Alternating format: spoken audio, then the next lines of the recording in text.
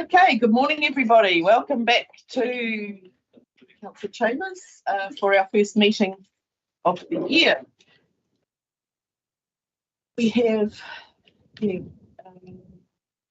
no apologies, I think we're all here, aren't we? We've got Sarah Jane online.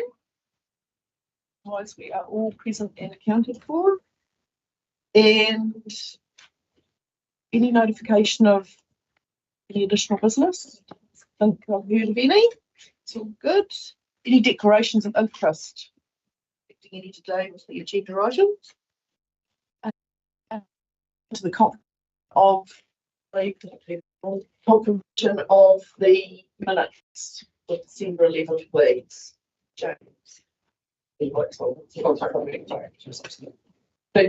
Caleb, you're happy to move the confirmation of the minutes? Can I have a second, please? Yeah. Thank you, Sue. All those in favour, please say aye. Aye. Against? Carried. We don't have a public forum this morning. We'll now move into our agenda. So our first one is the Water domain hearing and submissions for the proposed extension of the lease area. This is a hearing, and if you'd like to introduce it and share, that'd be great. Welcome.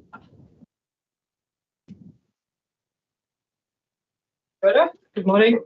The purpose of this report is to give considerations to the submissions that were received for the proposed lease extension of the Kaitiaki Truck and Train Trust proposal. We had one person who wished to speak to their submission, but they aren't here yet. But I would like to take the report as read. Yeah. James. Yes, I guess probably just a technical thing. Do we wait for the person that's coming to present? They've I'd asked that question and repeatedly been in touch, and there has been no response. So they've been told 9 o'clock. Okay. Yes, that's great. Yeah. So speaking to the council, three things. I guess firstly, just acknowledging the aspirations of the group that wants to do it. Great. I think it really aligns with the vision of the domain when it was created all those years ago. Perhaps not this particular thing, but certainly the spirit of the community. The other thing that I'd like to acknowledge is the team here. It's come to me outside the council chamber how tidy the process has been, and it can appear very clunky to outside parties, but they very much appreciated the very thoughtful approach and value of what that looks like. And then I guess in terms of the issues at hand, when I first read the thing that went out, I thought it was terrific and absolutely aligned with the community and what they wanted. And it turns out, based on everyone that we've heard back from, again, very much lines up with what the community wants. So there may be more discussions and questions, but I'm happy to put a motion on the table when the time comes. Your worship. Sure. Yeah. I'm just checking in for procedural, because normally if a person is submitting, we usually move the first two recommendations, 1 to 3 first, and then we consider amendments. So you got to be on the process now with us, not we do move and then talk about submissions and then continue. Yeah, so I would move 1 and 2 and we will delete 3. Lovely. Yeah. Because it's technically a hearing, because we have submissions to consider, could I have someone please move items 1 and 2, and we'll delete 1 and 3 because the person's come in. Thank you. Moved James, seconded Gary. All those in favour, please say aye. Against? Gary. Okay, so if we just reflect on the submissions, which is on page 11 of your agenda, we had 6 submitters, and they were all in favour, in support. Some really positive reflections there by the submitters, and acknowledging our one submitter that would have liked to have obviously presented, but has also been in support. So is there any further discussion on this? Otherwise, I'll ask for someone to move recommendations 4 and 5, that we can consider the submissions, and obviously, and 4 we're following the procedures, and that we did authorise staff to undertake the necessary process. Moved Sue, seconded James. All those in favour, please say aye. Aye. Against? Carried. Thank you. That was nice and easy and straightforward. No, and all the best to the crew there with their work. So it's really positive. Thank you. Right, we'll now move to item 7.2, which is the draft fees and charges for 25-26 that will be going out for consultation. Welcome, Anne. Thank you, Andrea. Morning, the koutou. So presenting here the draft fees and charges for the year 2025-26 for your consideration and adoption for public consultation. The draft fees and charges was developed by managers late last year and workshopped with council in a public workshop in November. At the council workshop, we had some of our managers here to talk through those changes. The general approach across fees and charges is to increase fees by inflation to continue to cover costs. For the 2025-2026 year, the inflation rate is 2.2%, and that is set by the Business and Economic Research Limited. So at the public workshop, we had the solid waste manager here talking through changes in rubbish and recycling fees. We had the water and wastewater manager here talking through changes to trade waste fees. And we had the building manager here outlining changes to the us councillors had a general discussion and review of the document. So following that workshop, the final draft fees and charges and the statement of proposal had been developed. The finance manager has confirmed that the fees and charges are consistent with the revenue and financing policy. And the next step after council's consideration and adoption of these fees and charges is for it to go out for public consultation, which is scheduled to take place from 13th of March to 13th of April. So happy to take any questions.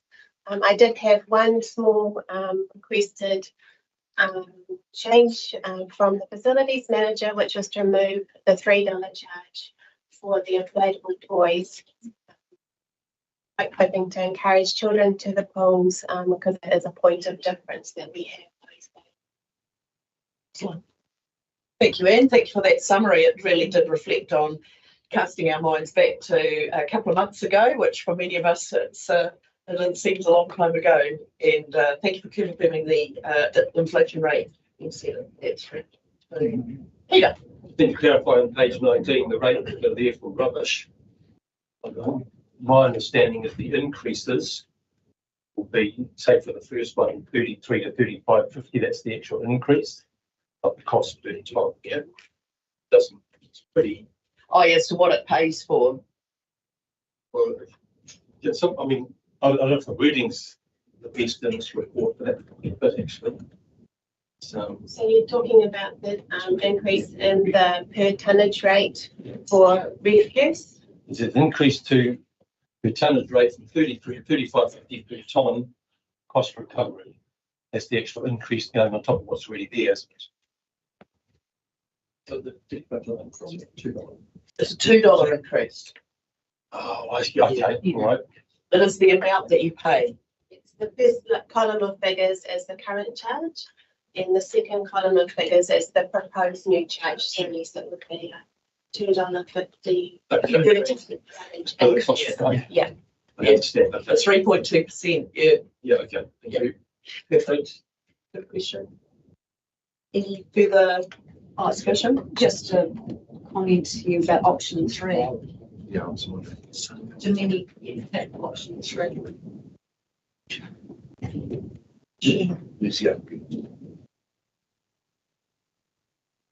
To decrease or remove. I don't know. Not doing anything immediate. Oh, we've got pipes not working. Do we have to Oh. put that option in? Because I mean, if you get the majority of that, I mean, let's be honest, it's not going to happen. It can't. But it was just a comment. But it was smart. I guess as part of the process, we are supposed to put forward all possible options. Yeah, like I hear where you're coming from, so, but I guess if the mood of the community and then we feel that way, then we need to recover the cost elsewhere, i.e. on the general rate. Right? I mean, it does say that, but you know what I mean? Yeah, No, I don't know. Yeah. Anyway, it was just a minor, whether it's how many we get. take option 3. Okay, we'll just deal with this item and then we've got a challenge with Cam. So we'll deal with this item and then we'll just adjourn briefly just to sort out our hook up here with technology. So is there any further discussion on item 7.2, the draft fees and charges? Otherwise, can I ask for a mover and a seconder that the report be received, the draft fees and charges and statement proposal approved for consultation, and council authorised staff to make any minor amendments by consultation. Moved Kevin, seconded Russell. All those in favour, please say aye. Aye. Against? Carried. Okay, I'd like to just adjourn for a minute because we've got some technical issues. So if we could just, while we're off.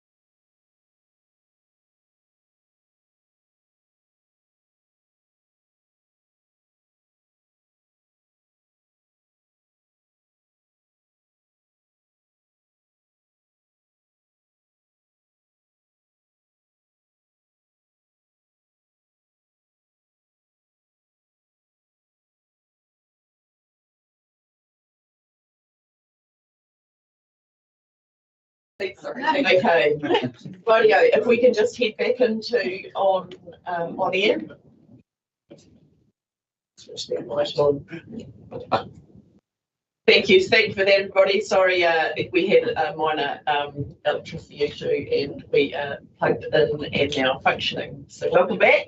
We will now move on to item 7.3, which is the draft dangerous and unsanitary buildings policy consultation. Thank you, Sandra. She's jumping around between jobs today. And welcome. This is Charlotte. She's our graduate policy advisor, so I'm assisting her with her presentation to council today for her very first one. Welcome, Charlotte. Welcome. Good luck. I can feel at ease. Sorry, Sandra. So this policy, if you remember, was actually reviewed last year, and we had Ministry of Business came and they conducted an audit. They've given us some recommendations, and some of those recommendations need to be updated in our policy, and which is why we're bringing it to you today. The other recommendations are some various improvements in our processes and guidelines and stuff, which the building team have either already made or are progressing at the moment. So we've made all of the recommendations to the policy that they have requested, plus some other minor wording improvements. So we've added some easier to understand language in little bits and pieces where we could to align to some of our other policies. And the reason we're bringing it to you to approve for consultation is because the Building Act requires us to formally consult on this policy, regardless of whether it is a small amendment or a large amendment. So we will be making this, pending your approval today, we'll be making this publicly available alongside your fees and charges, open from the 13th of March to the 13th of April.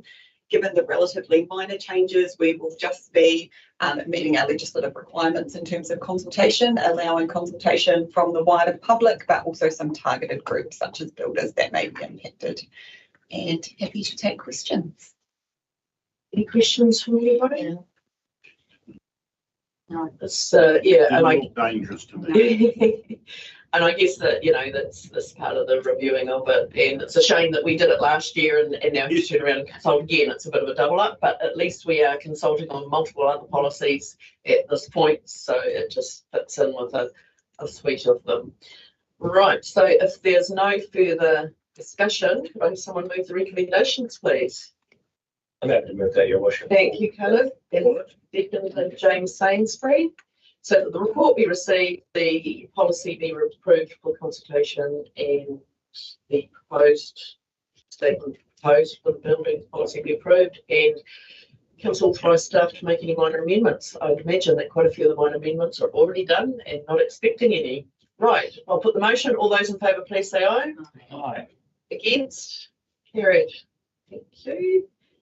And then we'll move now to item 7.4, which is the draft alcohol licensing bills bylaw. Thank you. So we have our alcohol licensing fees that everyone has been paying, were set back in 2012. We are required to either use these fees set in legislation more than 10 years ago, or develop a bylaw of fees and have that consulted on. So the fees were set quite some time ago. They haven't kept up with inflation. They are just set in statute. There is no moving those unless you do a bylaw. This activity is currently being subsidised by general rates because those fees listed in legislation are not covering the actual cost of running the activity. What we're proposing here is to almost recover our costs so that there is minimal subsidising by general rates. We are proposing to increase the costs in a staggered approach across 2 years to ensure that the increases are not all at once and are more manageable for our businesses and community groups. So what we have proposed in your attached bylaw is a 25% increase year one, 25% increase year two to help spread those costs. And then we have assumed an approximate 3% inflation for year three. Staff are also recommending that this bylaw be reviewed in 3 years' time or earlier if required to ensure that we are charging a fair and consistent fee. We have workshopped this with council in November and we've communicated a plan to develop this draft bylaw to all impacted parties before Christmas. So they're all aware that a bylaw is in discussion and will be out for formal consultation. Happy for any questions. We also have Ryan in the back if you have technical questions. I'll move because I think it's sensible. Yeah, We have to really. Yeah, there has been obviously some discussion because Hamilton City are doing the same thing and a little bit of pushback, but I think at the end of the day, the cost isn't, especially if we're just easing it in, well, it's not going to be significant on, it's not significant probably anyway, but it comes to the point is where does the ratepayer subsidise a business? And so, yeah, it's probably time. I'm sure some people will not be so happy, but yeah, it has to be. Has to be. Okay, move. So seconded. I will second it, but I just wanted to say thanks for the report. Yep. I'm relatively new father, and so reading it in a half-tide haze and having it make sense meant that I actually understood what was on the page in front of me. So thanks very much, and I'm happy to second the motion. Perfect. So that's recommendations right through from 1 to 6. I won't read them out. It's pretty self-explanatory. I'll put the motion. All those in favour, please say aye. Aye. Repeat it. That's all right. Mine's just a question to put this into perspective for me. So it's taking place with the duck and cover. What's the annual fee to be able to serve alcohol up there? Are they in the very low or very high category, or what do they say? We know the numbers off the top of that. Just out of curiosity. Certainly find that for you and figure it out. Yeah, well, Probably be that. Okay, all those in favour, please say aye. Aye. Against? Carried. Thank you. And we can get that information for you later. We are moving through very quickly. We need to, as Mary's not down yet, we'll move to item 7.9. It's the Waikato regional deal application, please. Just while we get people down into November. Yes, through you, Mayor, Adrian. Good morning, councillors.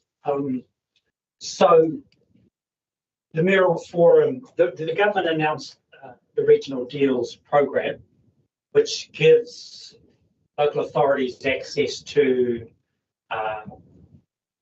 sources of funds to undertake significant regional projects with one of the goals to promote economic activity and growth in the region.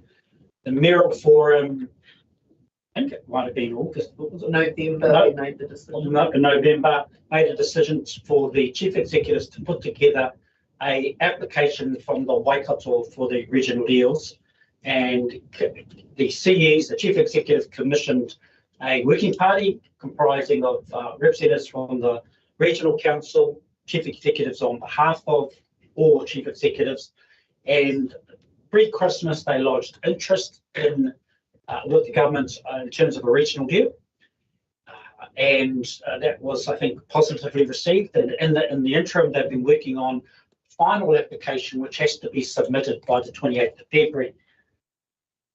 The final form of the application won't be available until about mid-February. So in terms of the council meetings, there's just a legal issue that we won't, unless we give delegated authority to preferably your mayor, preferably rather chief executive, it's the mayoral forum that started this, that we would have to have a special meeting for this. So in terms of all councils in the Waikato, I believe, are looking at what kind of delegated authority they give, or in some one or two instances, it may well be that they can consider this at a scheduled meeting. That's not the case for us. So to enable this to proceed, and remembering we're part of the region in this application, so the government wants to see a regional approach and regional support. That's something they're advocating, as I understand it. So in terms of the actual form of the application, the projects, I think I may have given you some information, just giving you an indication of what that might mean. And I would summarise those projects to say Matamata-Piako will benefit from the regional growth, from the spin-offs of those kinds of projects. So, as I say, I'd certainly appreciate if we, in terms of keeping the flow of this application and allowing us to meet the timetables that we have to work to, would appreciate if council could consider delegating authority to the mayor to approve on your behalf. It makes sense as a region that we behave like a region, and I'd have to say that we're quite a collegial. We're working quite collegially. You know, our relationship with our fellow neighbouring councils is pretty good, and as we look to work together as a region, we're being seen as that we're not disconnected with each other. It's been seen that we are able to work together. So this is really straightforward. And when it comes to regional deals, it's not just something that's happening in this district or somewhere else. It's a greater benefit for the region. So Peter. Yeah, I mean, I might have missed something in earlier correspondences or meetings, but the regional deal, the application, what sort of things are they looking at? So that's through you, thank you, Agent. So there's three broad areas: regional economic growth nodes, so areas within the region where that are identified as growth areas, and a part that has been played in here is the work that's been done future-proof. So some of the growth nodes identified, which we are a member of. For not all councils are a member of, but there's a good chunk of councils: Waikato, Waipa, Hamilton City Council, ourselves. And so there's a growth nodes identified and growth impacts flowing from that. So that's been put through as a part of the application. One of the aspects is the Hamilton to Tauranga corridor, State Highway 29, as an example of the work that's been identified from that needs improvement. Then there's what they call regionally resilient infrastructure. And that includes roading resilience, for example, in the Coromandel, and other infrastructure delivered that unlocks provisional growth nodes. And an example of that would be the infrastructure around the Sleepyhead development, and then regional housing, affordable housing. Those are the kind of streams.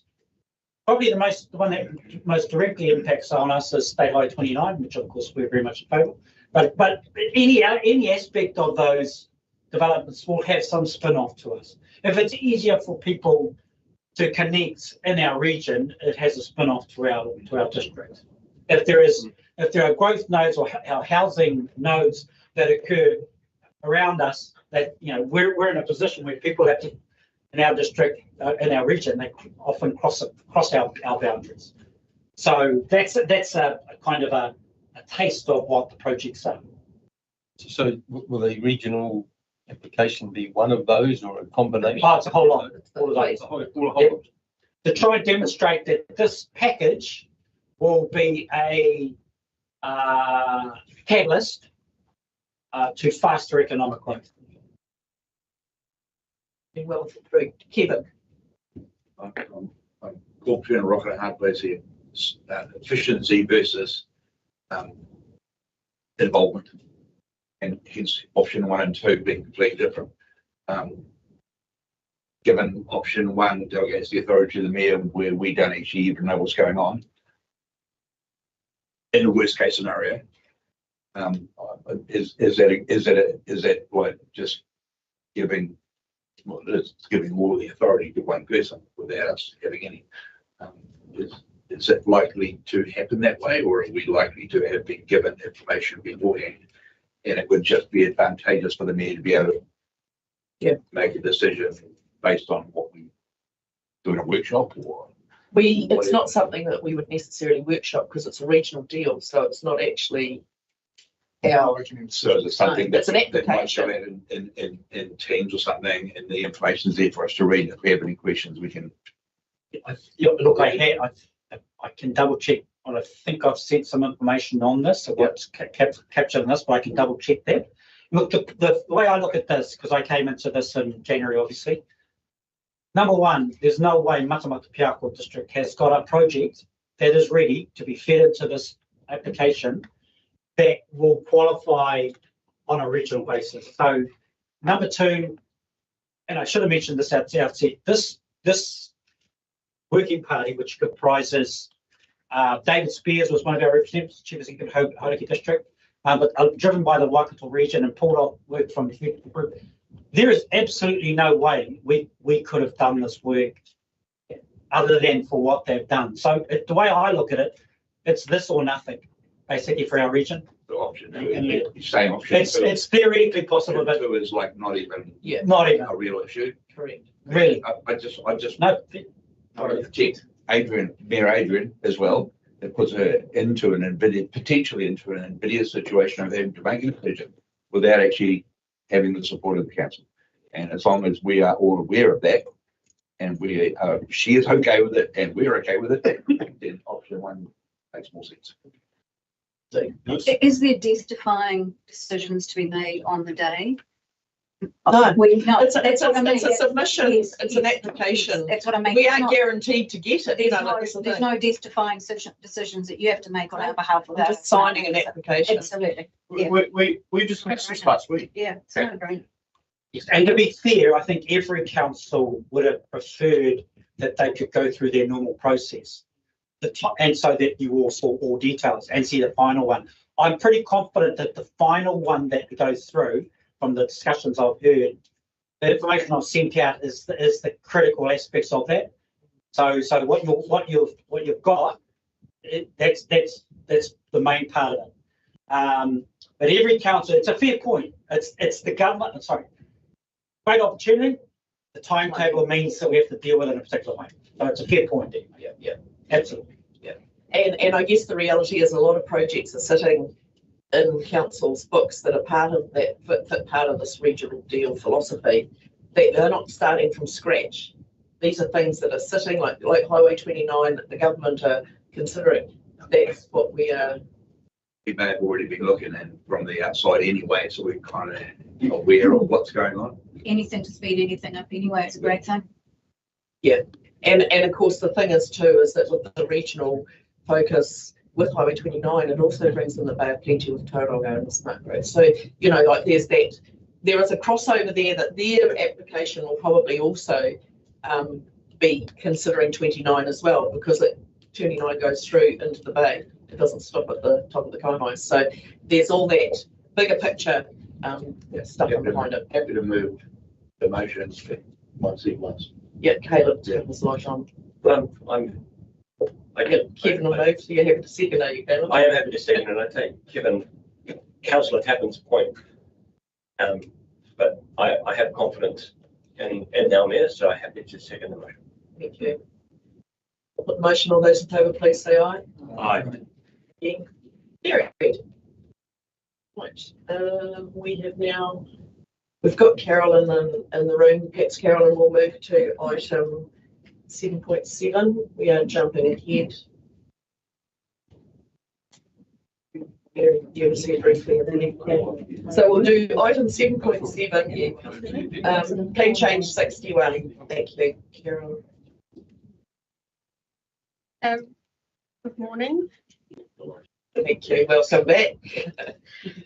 Plan change 61. You'll recall we went through this in the workshop late last year, and we had a couple of outstanding items. We had to talk to our expert on lighting, and we had to just pull together a set of provisions for minor household units in the Lockerbie precinct. So we have that's just in the set of slides here.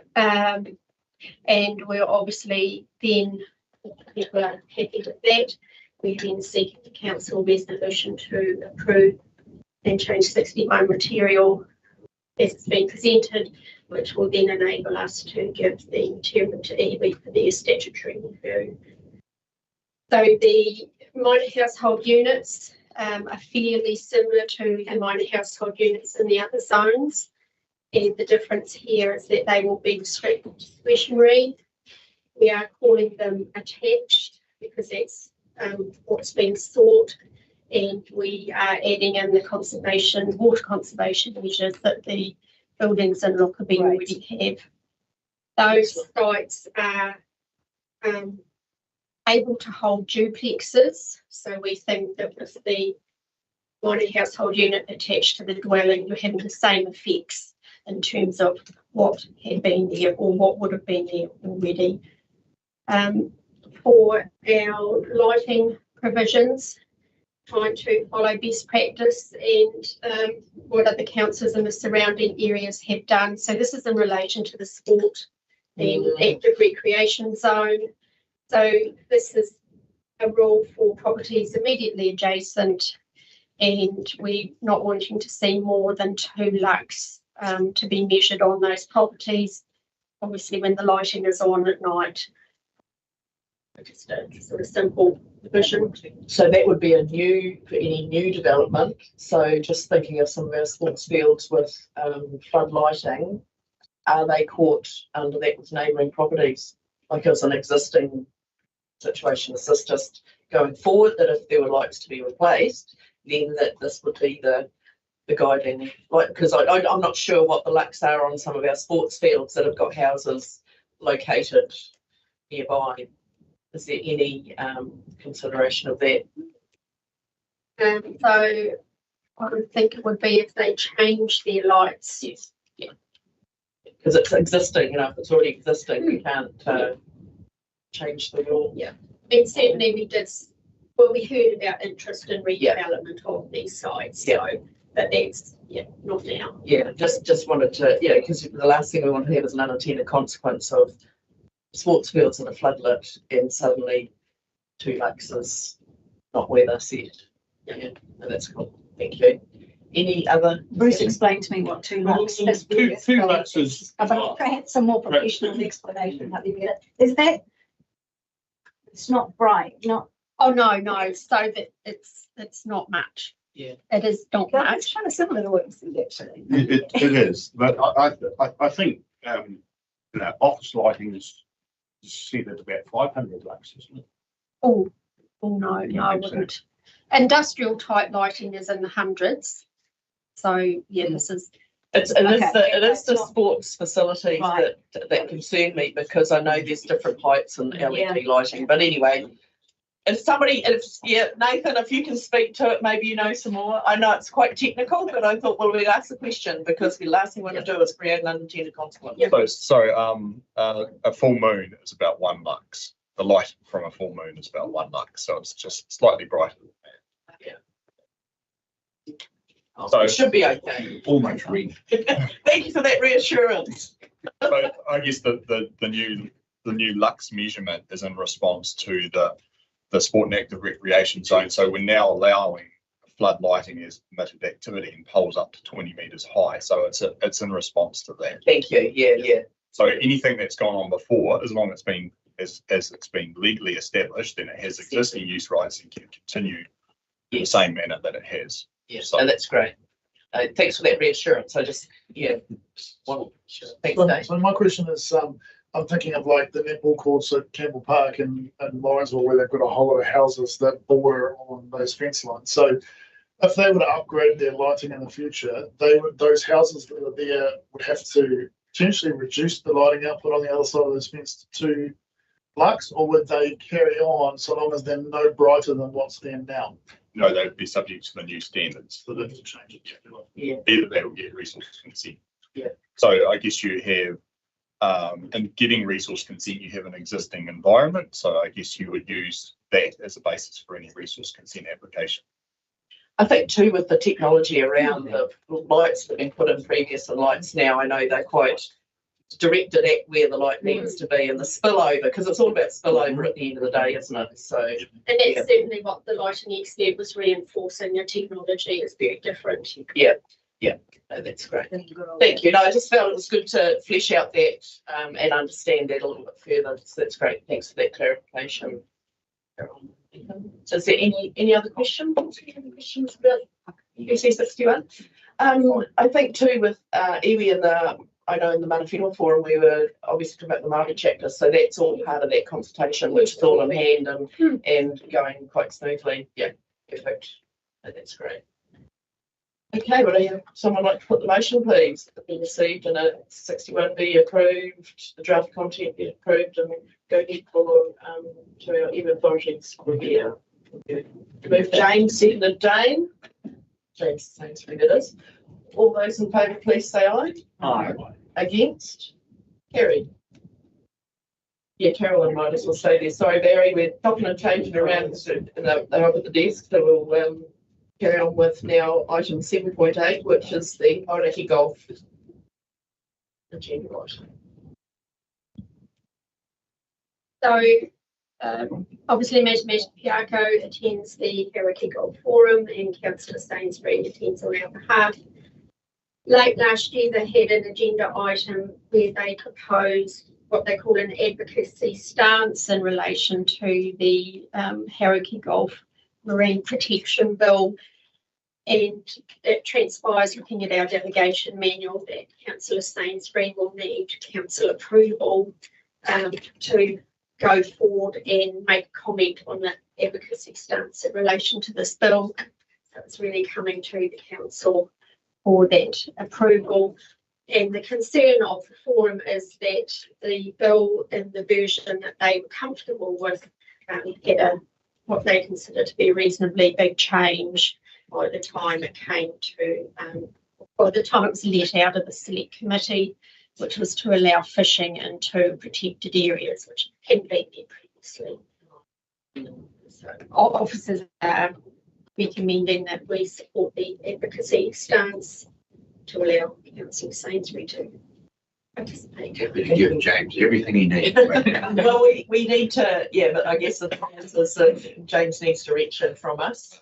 Yeah. So we to support the James, you might like to speak to it too. Yeah, I guess just in terms of the report, just picking up further down in the report where the recommendation is not so much about the position of the Hauraki Golf Forum, because that hasn't actually been decided yet, right? The co-chairs have expressed a position, but it's more about, and jump in if I'm not right here, Carolyn, but it's more allowing me to contribute to the discussion when it takes place, which may change depending on the information that's in hand. So it's more about the district council being able to participate in the discussion that the co-chairs will then take forward in an advocacy role, which may or may not be the recommendation that was in the agenda before Christmas. There was nothing decided yet, right? Like it was that meeting wasn't passed. So we can certainly talk about the challenges, but I think it's highlighted in the report that what we're deciding here isn't so much about me going forward with a stated position of Matamata-Piako District Council, is going forward with the ability to contribute to the Process. Yeah, and that is highlighted in the we consider that it's not the purpose of council position. All right. I'd rather have talk for us. Yeah. That'll change. Yeah, no, it's great. It's quite interesting, isn't it, when these processes, and then something changes and that wasn't foreseen, I guess. And so you need to be a further conversation around it. James, this is just a sidebar thing. Have you had, I have the greatest respect for your ability to talk about marine, but have you had any experience in marine? Do you have an opinion on these sorts of things? Because you are a scientist. I'm relying on you to know exactly what's right and what's wrong. Yeah, so yes, I do have opinions. I guess in the case of this one, I guess it's more a policy type thing than a scientific. Yes, totally. But yes, yeah, I mean the reports are very well supported by technical documentation. So one can work your way through that. Then You're the only person I know that could probably work. Kind words, totally inaccurate, but I will take it. Yeah, and I guess probably the alternative here. So yeah, I mean, as Carolyn pointed out, it's like quite an unusual situation because I already have delegations, and it's just by chance because the meeting was cancelled. There's the chance for this to come back to council, which doesn't always happen. In which case, my position would just be to not participate in the vote. So that's the alternative, probably. That would have been, yeah. So we're happy to do that. Dane. A couple of things, I guess. It seems strange to me that none of the other reserves anywhere else in the country have they written some kind of a rule to then let people go in and net or bait fish and things that they're looking at. Have they given some feedback as to why that they're even considering it? Yeah. This is what it's about. So I guess this is like to the side of what we're deciding today, but in terms of that is also interesting, right? Because so it was the select committee made recommendations that the protected zones are increased quite significantly, which lines up with the goals and aspirations of the Wiki Goal Forum. And then it was outside that select committee process that it was proposed that there could be commercial fishing in a very limited way within those. So it hasn't been passed yet. There's nothing wrong with that, but it's just, I mean, the point would be, and it's highlighted here, it's like, based on the information we have at hand, it's hard to understand why this is justified. And there's been some interesting stuff in the news. I'm not sure how accurate some of those figures are, but good question. Yeah, very good question, Dane. And that's the crux of this, really, isn't it? And the conversation goals we have. Yeah, the other thing I wanted to just ask about if you're going forward with this around discussion points for this going forward, but one of the other things for me is the customary fishing rights that they're allowed to continue in those areas, which I have no issue with, except that like I know of people in this area that are going out with customary licenses and are collecting massive amounts of fish just because they can, have no reason to do it, and then I heard of one person that came back and had a boat full of snapper lying in the floor of his boat, left it there overnight because he had a few drinks on the water while I was out there, and basically wrote off over 100 fish in the bottom of his boat because he could. So like I say, I go back to I don't have an issue with it, but I think that there needs to be some guidelines around what the reasoning for that is. Like if it's for some type of celebration or a tongue or and how long is it for? Because it just turns into a bit of a free for all, and it does become a bit of a bone of contention with a lot of people as well. So, like I say, I don't have an issue with it, but I just at the moment there's no rules around it. If you have one of these, customary rights from someone, like who governs the people that give that out, and what are the conditions that they they need to see in front of them to make that happen. So I don't know if there's room or scope for you to have that conversation with it, but I think something needs to change. And I'm sure, Gary, you've mentioned this before, haven't you? I see you go right on, so go ahead. Yeah, just with this competition, that's an absolute abuse of object privilege. And I wouldn't think that any of the leaders that I see on that list would support any of that. In fact, they push back on that quite strongly. But to your point, I think it's I think that is probably the really key point. I do acknowledge your ability to represent our interest. Headlands, James. Yeah. Oh yeah. And that cohort. So yeah, great. Thanks, Gary. Yeah. Yeah. Can I just? Yeah. Probably really not relevant, really not relevant to what we need to decide today, except just acknowledging that point and just reflecting, that scenario is offensive under any right that shellfish is collected or food is collected. And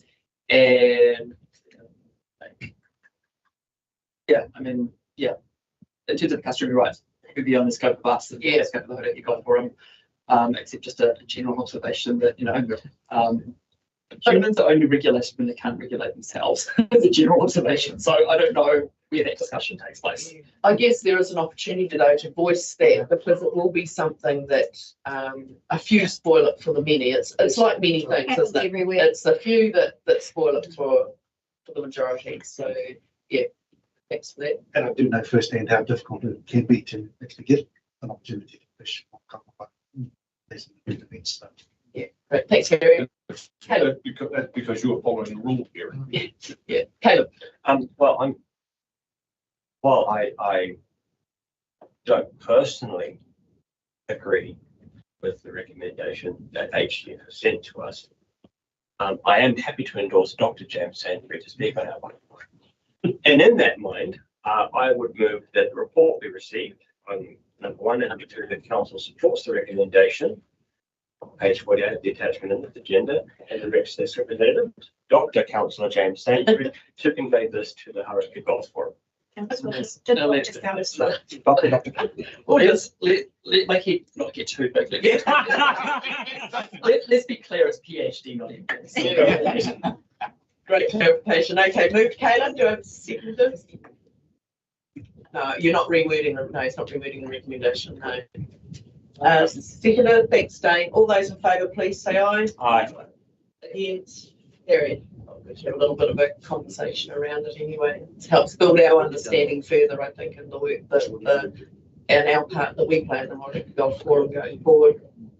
Yeah, I think as an aside, the 25th anniversary of the first Hauraki Golf Marine Bill is coming up at the end of February. Wow. And at the time, it was like very groundbreaking in terms of a mechanism for protecting the natural environment, particularly in the marine environment. So it is a pretty unique thing for the council to be part of, particularly 25 years ago. Goodness. Yeah. Great. Thank you, James. Yes.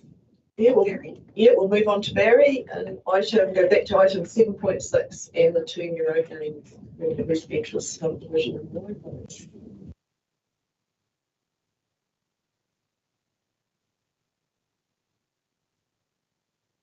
Good morning. So I've got a subdivision on Rutherford Road, Waiho, and a couple of suggested names. Sunfield Place being a public road and Sunmount Lane being a private road, a private access way. Both are shown on the drawing on page 2. Just pointing out the under options. The project manager consulted with Mana Whenua regarding the cultural significance of the area. However, no replies were received from within our district. So on that basis, the naming continued as it was, as we went through a series of changes to the road names. It was actually quite a long drawn out process, believe it or not, just to get to 2 names. So they've been very well researched. Yeah. I just need clarification, if I may. The Summerfield Place is straightforward, but the Sunmount Lane? Yeah. Can you clarify when a road becomes a lane? Does that mean it is the residential owner's responsibility for upkeep? The signage is, if it's private. What about the road itself? So the place or the public road becomes the cost on council, but the private lane is a cost on the development. Yeah, that's where it's private. Yeah. What about ongoing maintenance? So like potholes?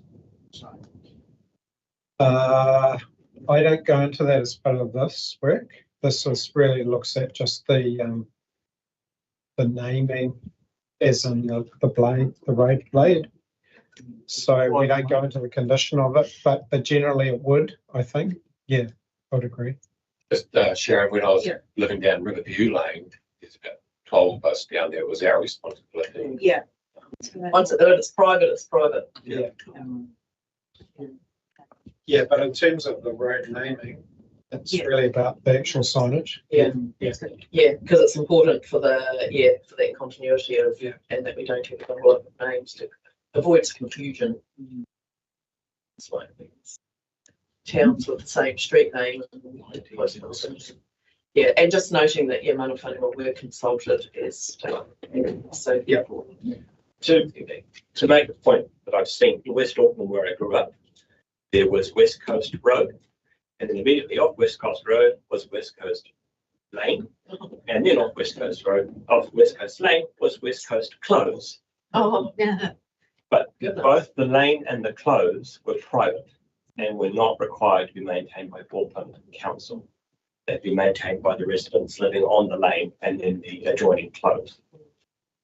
Fascinating. It'll be interesting to see if it ever got, at least it was all in the same locality. So if an ambulance was called or whatever, it wouldn't, because this is when it comes to the complexity. Parcels are bad enough getting delivered to the wrong place, but when it comes to emergency services, time is critical, and if there's confusion around location, so at least that's a fascinating one to use that West Coast on everything. Great, right. So you were happy to move the recommendations? All has been ticked. Yep, and seconded Russell. All those in favour, please say aye. Aye. Against? Carried. Thanks, Barry. Thank you. Okay, got the, yeah, we'll do that. One on the main. Yep, so we'll now move down to item 8.1, which is just my mayoral diary. And you'll note in our initial agenda, if you read it early, it did have the wrong months in there. Yes. And it's October to December. And we got it finished last week, because October to December last year, I'd have to say, was quite busy. Quite. And we got there. And now we've had a break. So I'd like to move that my mayoral diary be. Oh, if you've got any questions for me, you'll know that it was busy because we were all running around doing all sorts of things. Positive stuff. I've calculated your hours, Adrian. I think you're doing Is there a chance we could get that Packard you rode in the Te Aroha Christmas parade as a council vehicle? It's a great vehicle, eh? It's awesome. Actually, I will digress slightly so we do have a time. Like obviously sitting in the little seat at the back, there's 3 little like chrome steps to put your feet in. So it's left, right, left, right with your feet to get in. So you step into the back of the vehicle and then of course you do that coming out. It's very good, very easy, but you wouldn't want to be incapacitated in any way to climb in and out of it. But no, it was lovely. And that was really cool. Kicked off a really cool few months for Te Aroha, I have to say, with all the events that they had in the town. And plenty of things going on across the district. It's great. So I'll move that my diary be approved. Seconded. Thanks, Sharon. All those in favour, please say aye. Against? Carried. Have we got? Yeah. Okay, we'll just adjourn for a minute. Can I Yep, just wait to move it.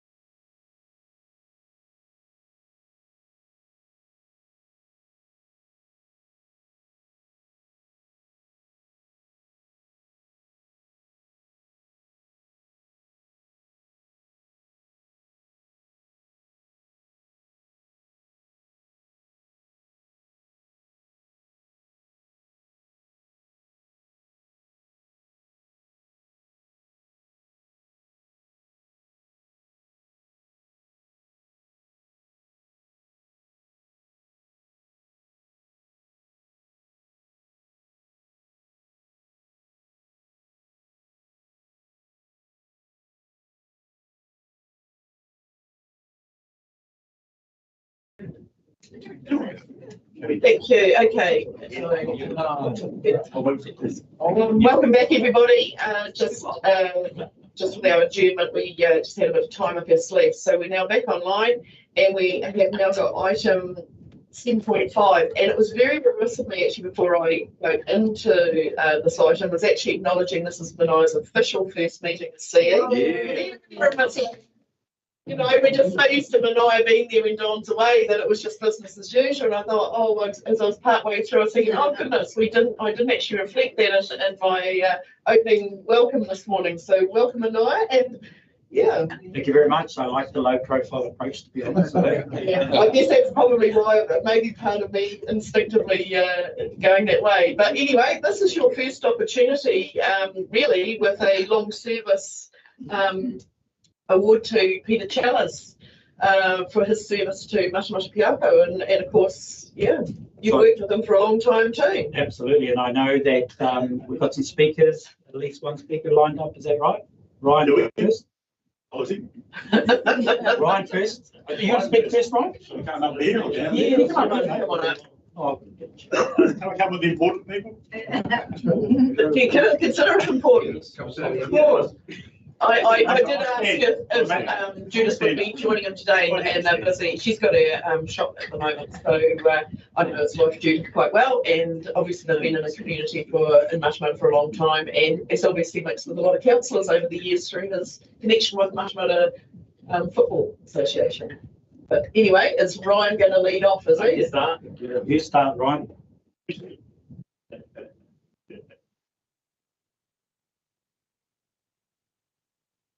So, It's a whole book. yeah. It's a book of life. It's a true life.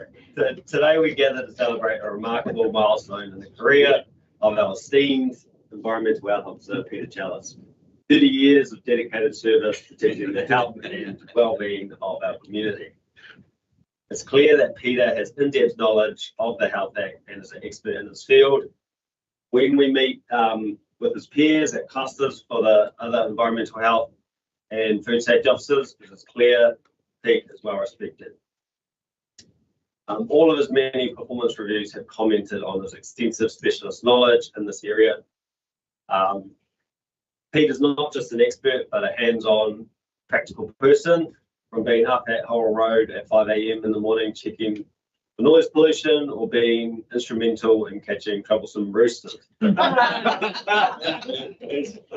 told Pete's nose has been officially calibrated. Yep. When I heard this, it sounds like it's referring to someone getting punched in the nose, but in actual fact, his nose officially carries the full weight and power of the Health Act in detecting offensive odours. Pete's impact extends far beyond his professional accomplishments. His love for the beautiful game football, especially at a local level, is well known, being a long-time member of the Matamata Swifts and still going strong. We thank his wife, Judith, for her fashion influence, as Pete is always well dressed and often in colour. His 3 children, now grandchildren, for allowing Pete to spend 40 hours a week for 30 years, a very decent chunk of time. This organisation is a better place for Peter's contribution to the everyday life. We often hear stories from his formative years in England and working in Wellington, where he learned the role of the environmental health officer in the hustle and bustle of the capital. So here's to many more years, providing us with specialist knowledge, practical experience, colourful personality, and quick-witted jabs. So congratulations, Peter. Yeah.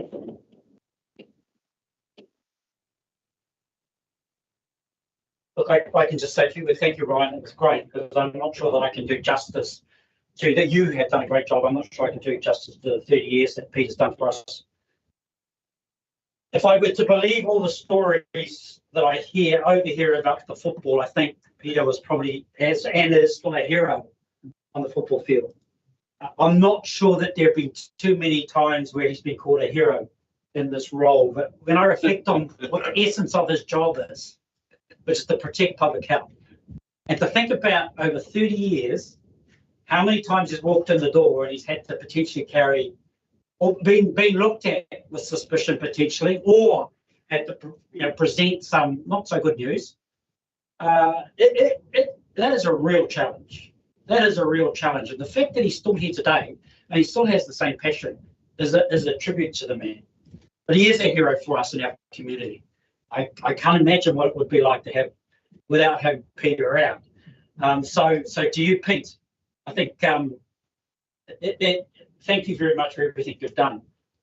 I don't know that we necessarily recognise it as much as we should, but today's a great day to do that.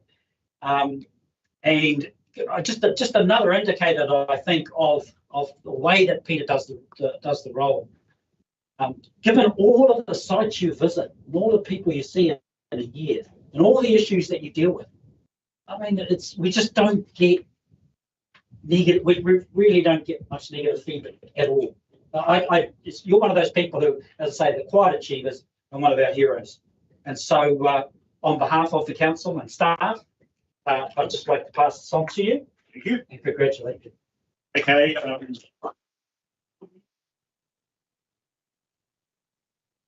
Obviously, my cave at home. And I haven't got my underpants. Well, I have, but I've got my Superman ones on. So, obviously, the reason I'm still here is because for my colleagues, mainly, a lot of it, and the people I enjoy their company, and I think the whole thing is you literally just got to keep your sense of humour, right? Because, I mean, you have your bad days and your good days, and yeah, 30 years, I know, boy, must have joined when I was 5, I think. So, yeah, it doesn't seem like it, and it's a crazy amount of time. And obviously, I've had this over. At one time, when I hadn't been here long, I actually had quite a bout of ill health, and so the council stood behind me during that, so that was good, because I was a very sick boy. So, yeah, I don't want to rabbit on too much, but yeah, everyone's got to be somewhere, and I'm happy to be here, and we'll see how much longer. So, yeah, the government can pay me a bit this year as well, which will be nice. So I might have earned that. So we'll keep going for a while yet, and thank you, Manon. Cheers, mate. Yeah.